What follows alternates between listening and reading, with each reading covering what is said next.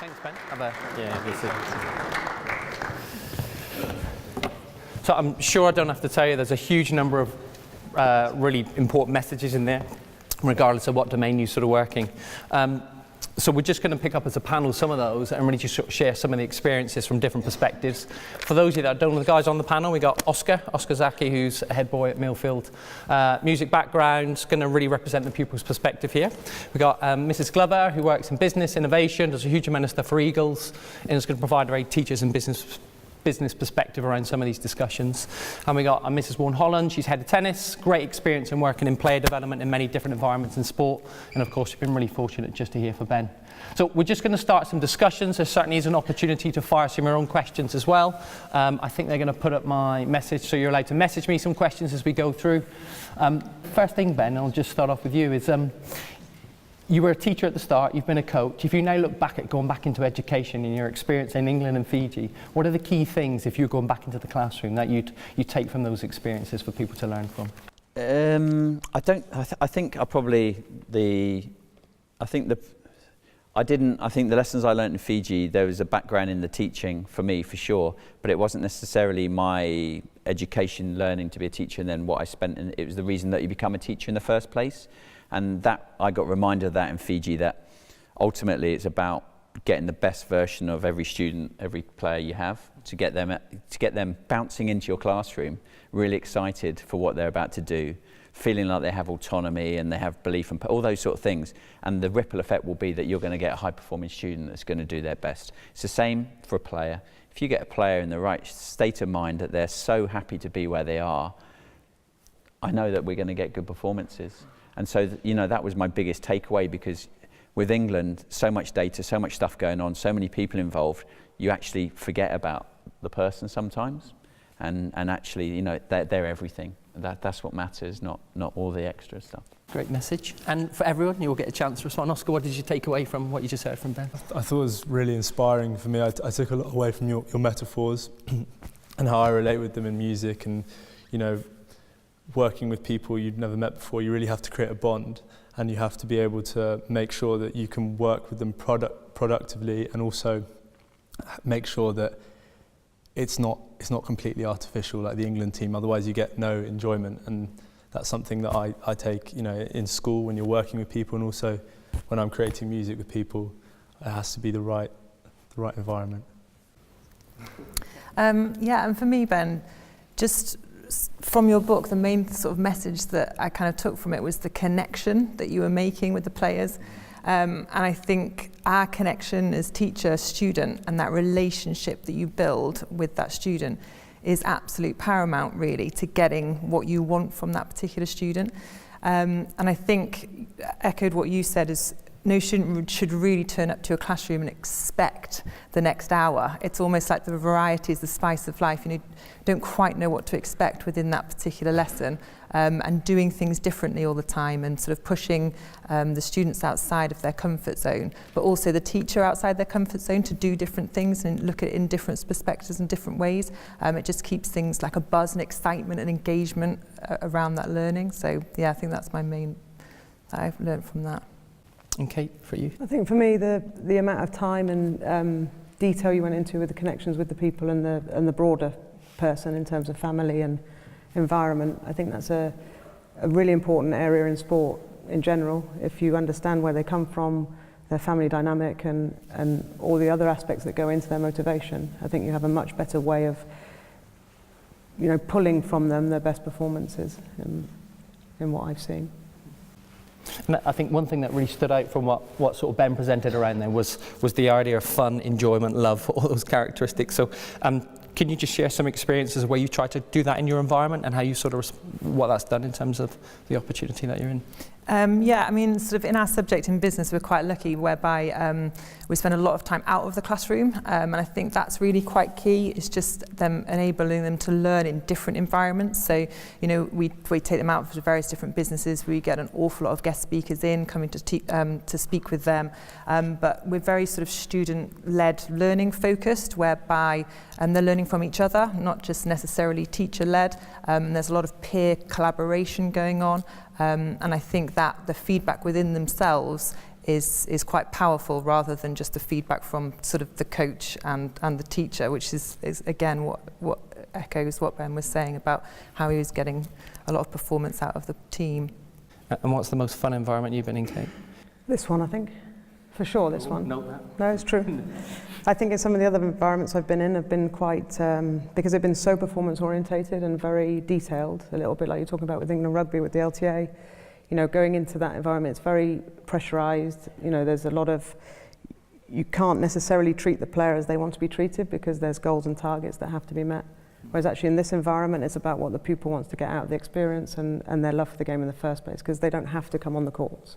So they're coming through choice. They want to learn, they love the game. That's why they play it. They don't have to. Whereas in all the other environments, I feel like they probably have to. Yeah. And Oscar, pupils' perspective from the school, what do we need to do as a collective, coaches, teachers, to make this environment more fun? Well, yeah. For me, I've been at the school for 12 years, so I've seen a lot of change and been part of a lot of change. And I think I was the first year of the Year 9 programme, and for me, I think that it helped create community and create a lot more enjoyment, because you got to go on adventures and you got to really explore yourself and the school and who you are. And I think literally this is my only kind of environment I've been in. Obviously, I've externally working with people, touring with people and helping create people, creating artists and creating the music around artists. I think for me, this is a really interesting environment, because there's so much going on and it's so easy to miss something just like this, or a talk that's happening tomorrow that I don't even know about yet. I think these kind of environments are so fun and so kind of underappreciated sometimes. But when you kind of take a step back and you go, wow, you know, this is really incredible. Cool. We've got a couple of good questions coming through, so maybe Ben, one here. Somebody's asked, when you were told you're not going to get paid, what was your motive to stay? Well, Scott was he said it twice now, how, you know, I decided to change tact and from England, but I've, you know, my run-ins with England effectively pushed me out the door, and with that came a bit of a payout. So I kind of used up our savings, and I took a risk. I think it was a good lesson. Like, we all get in life decisions that are risky, where your heart is soaring about the excitement about where this decision might take you, but your stomach's doing somersaults and you're worried about it. And it's kind of allowing your heart to sometimes win the battle. And so I knew we weren't going to get paid, but we had kind of decided this is what we had agreed to do. So we stuck with our side of the bargain and hoped the rest of it fell into line. And kind of things can happen positively if you have a positive outcome about things. So yeah, that was where we were, really. And another great question from a group here is, how do you find what somebody's real passion is and what drives them? So do you share experiences from your time with Fiji, and then you guys sort of chip in personally, or things that you've seen in pupils? It's the same, like we were talking about this earlier. I mentor kids in Islington on gang exits and stuff like that, and it's exactly the same as an England player or a Fiji player. You just be curious with them, ask questions that allow them to answer, and like have lots of space in your answers, so that you actually, when you know you have that pause, it's a bit awkward, they then kind of come out with the good stuff. You create that environment that's relaxed enough for them to feel safe and tell you things, and then that leads you to further questioning, and so that you feel autonomous and they understand that you're there to help. You're not doing anything to catch them out. I think that's ultimately it. Be good at being good at conversation, communicate well, treat them at the same level as you, and don't start, you know, thinking that you're any better or any worse than them, and have a consistent behaviours with them. Don't be that coach that you get a hat trick in the game, and you know you're high-fiving him down the corridor, and then he has a bad game, and you just don't you ignore him. Be consistent in your behaviours with people, because it goes back to getting the best out of people, and by finding out more, asking questions, being curious, you're going to do that. Yeah. And you guys, Kate? You talked a little bit about the flat line kind of management, or the system. I think that's a key thing, really, of getting the best out of people in the coaching team, and also in the players, really, and the pupils, is actually giving them the space and the time to be creative with what they're doing, and be honest and open about what they want to get out of it, and what they're feeling at that time. You know, they're feeling under stress with academics, they need to pull back from their sport, and being with them on that journey, rather than pulling against them almost, for me, is a key area. Cool. And you guys? I think listening, to the student is absolutely key, and also to be willing to adapt your teaching style or coaching style based on that feedback, and not necessarily feel that you're the expert all the time and you know everything 100%, because that's never true and no one's ever perfect. And it's the same in the classroom, and I think it's important to listen to that and then adapt to the individual needs to be able to get the best out of them, because that will be different depending on which classes you've got, which age groups you get. So I think it's quite important to take stock sometimes and not just railroad what you've kind of always done and think is the best way, when actually it might not necessarily be, based on the feedback. And Oscar, if you reflect back on how you found some of your passions here at Millfield, what have been those stimuluses for you to help find out what's really kept you going? For me, it's just been it's the feedback from the teachers. In music, I find if I'm doing something wrong at each concert, I can go to my teacher and I can ask, how can I improve and how can I make this a lot slicker and a lot more appealing to the audience. For Young Musician of the Year, which the posters have gone, they were here this morning. I had a big feedback sheet, and I've gone and I've highlighted it, and I've worked out, for me, I don't usually do these kind of concerts. I usually play, and I've got big pop music behind me, but it was just really intimate with the piano and my solo voice, and now I know how to work with that and how to work forward, and I get the feedback. And it's the same in fencing, and also in the classroom. I know my teachers give me feedback, and you can question it and they'll answer, and that's the most valuable feedback, getting it straight from them instead of just kind of a short comment. Okay. And Ben, probably one for everybody. You spoke a lot around that informal together time that you had as a team, a lot of social construction, as we call it, in a natural connection. Oscar's already said how busy things can be naturally at an independent boarding school, particularly what happens here: sport, music, art, academics. It's sort of non-stop. So, knowing the school and knowing the education sector, what do you think we can do here to create more of that natural downtime, social construction to really help the learning environment? And same for you guys as well. It's open to everyone. I mean, I just remember, when I went from state school, where we had a little PE room that didn't have any windows, and then I was assistant housemaster in boarding school in Oxford. But the same thing, it comes like I would find kids sit down at lunch, at break, start finding reasons to chat to them. You're doing boarding house duty, and you keep the door open and you have the kettle on.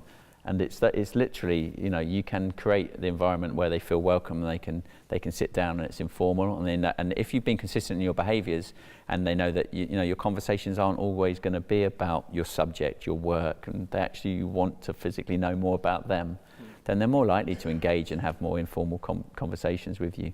In Fiji it was easy; it was around the hot chocolate machine. That was their go-to. It's the national drink. And so you could sit for hours after dinner, and they'd just be, you'd be able to chat with them on that level. So it's finding also what's a good environment for them.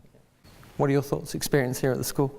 I think car journeys, trips, are the ultimate time to get to know these kids. And then we've just started recently doing actually the detailed stuff that you don't get time to do in this school, kind of meet them for breakfast, meet them for dinner, meet them for lunch. So those kind of, their downtimes, you join them in their downtimes, which creates time. So that using those opportunities, and we've talked as a department about pastoral, and there's definitely a positive in that, as well as us going into their houses and being able to interact with them in a more social environment. But yeah, trips for sure, you get a huge amount of work done in terms of relationships and getting to know them. Cool. You guys, anything to add? Yeah, I'd agree with Kate with that. I spent most of my time in the state sector, and so at 3:10 when that bell goes, there's a mass exodus out, and all the 2,000 students are off, and so essentially your connection with those students is just in the classroom. But I think the beauty of here is, you're connecting them in-house, you're connecting them with doing the community work and taking them out into community. You connect them on the sports field, in music and drama and everything else. So I think there's quite a lot of, although it's really busy and it's crazy, but there's a lot of places, different places, opportunities to have that kind of downtime and that relationship and, with the students, and to be able to, talk to them on different levels, really. Yeah, I'm going to find there's some great questions coming in from the audience. So there's one here that's open to all of you, and maybe start with Ben. But how can we as parents best support and encourage this creativity within children? Great question.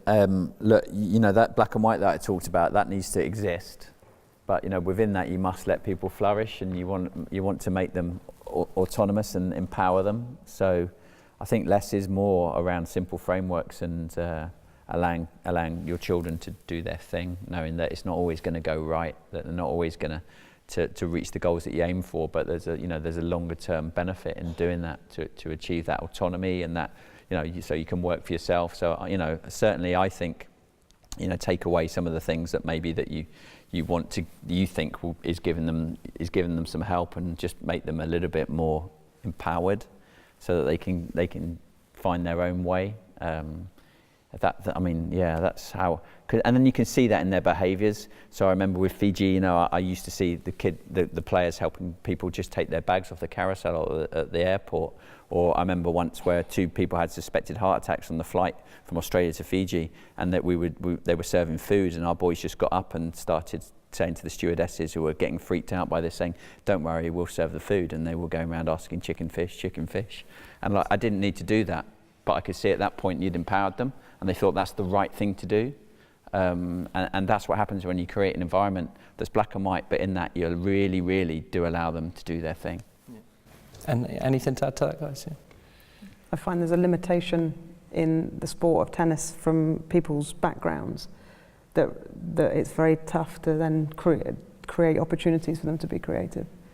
So the autonomy part of it's easy because they're playing on their own and they're playing in individual competitions, but being creative around practice, the moments we give them those opportunities, they find it very, very difficult now, because they're at that age where they've had so many years with everything so structured. Whereas if I take my 5-year-old daughter, it's no problem at all. She doesn't have telly or iPad and stuff, but she's creating, she's drawing, she's building, but I think the way that they are being brought up, these children now, is by the time they get to this age, that 14, 15, everything's so structured that it's a big job to take that away and add in the creativity. We try. You can do it though. Yeah, you can do it. 100% possible. Yeah. So next week, Oscar, you've got a presentation in front of parents. You didn't know this yet. And you're going to explain to parents from the perspective of pupils in the school how they can help them be more creative. What would you say? I would say, for me personally, I have a really good relationship with my mum, and we talk a lot, and it helps me kind of offload and kind of reassess where my kind of focus is, and then it helps me be more creative, because that I don't have other external kind of things in my mind kind of distracting me from what I want to do. And making sure that as a student, knowing where I have my outlets and knowing where I can communicate with people, to make sure that I don't interrupt my creative flow in music and also in fencing, because you have to have a plan. I know it's in all sports, and even in exams you have to have a plan, but in fencing you have milliseconds to think about your plan. So if you have something else in your mind, you've lost the fight. So it's really important to know how to offload in the right space. So you got a good job for parents there. Good. And we're just going to open up the floor so you can share out questions. But this one's always a delicate balance, particularly in sport. So one question that comes through is, how important is winning to success? And that's open to all of you. There is a lot of debate around, as you know, around winning versus development and how you get that right. But it's a good one in this type of environment. How important is winning to developing and growing and being successful as a person? I kind of reframe it a little bit for me, so that, obviously as a professional coach, you're under massive pressure to win. And, so we talked about this earlier, in my first year with Fiji, we went to the bowl for the first time in their history, and it wasn't my fault particularly. Well, it kind of was. One of the players threw the ball out rather than kick it out, and I got death threats for the next week on my phone. Previous coaches had their houses stoned, but I guess technology's moved on a little bit. And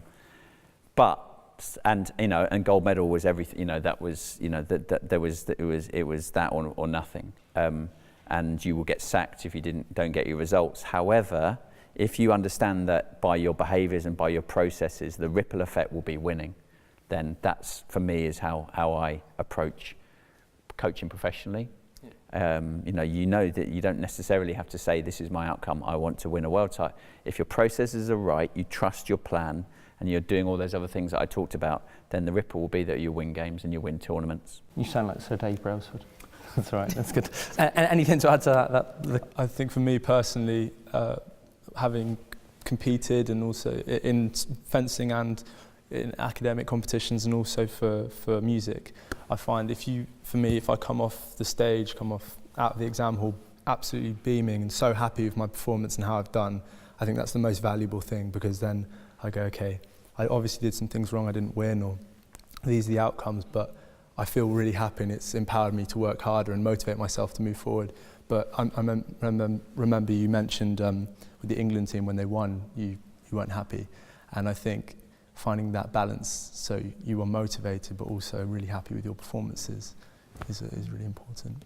Cool. So I've got one question for you, and then we'll give people that last few minutes and it's from Kieran. It says, how does he win at Rosslyn Park? Yeah, there's one tournament. I've won quite a few tournaments in my time, but I never won Rosslyn Park. She's the wrong person to ask. It was tricky. It was tricky. Yeah, so I had 5 attempts and 4 semi-finals, I think. Yeah, no, I get your processes right. You know, getting to the start line happy, and you know you feel like you've got them aligned, and then you know everything else, your plan is right and your prep's right. Then you let them do their thing and hope that they'll all come together. But like we just talked about, if your processes are right, you don't need to talk about winning Rosslyn Park. You just need to stay in the present and concentrate on exactly what you're doing without thinking too far ahead. I didn't win Rosslyn Park for a couple of times because I was trying to be too clever and planning ahead for who we might be playing in the final rather than living in the present. So that's my only advice. Good message. So listen, last couple of minutes, I know some of you may not have your smart devices with you because that's what we're like, but anyone to stand up and ask a question, a panel, or yes, here's your name and your question. Mainly for Ben. Ben, bearing in mind you achieved what you wanted to do and you couldn't get any higher, is there any, you might just be able to say no, but is there anything you would have done differently? No, I mean, there's definitely loads of mistakes I made in my first few months, little ones and big ones. You know, and you learn from them. I mean, I think we all know that some of your most valuable lessons are stuff that you do badly wrong, and hopefully they don't sack you, and you can learn from them and get better at them. No, I don't believe. I don't think I would have changed anything at all, the good and the bad. Yeah, because they're all valuable lessons. Good answer. Yep. Yeah. Ben, I was interested to read in your book that you were a talented 400-metre hurdler. I think you went to the English schools. A negative sort of coaching experience put you off the sport, which was probably rugby's game. How far do you think you could have gone if you'd had a sort of positive?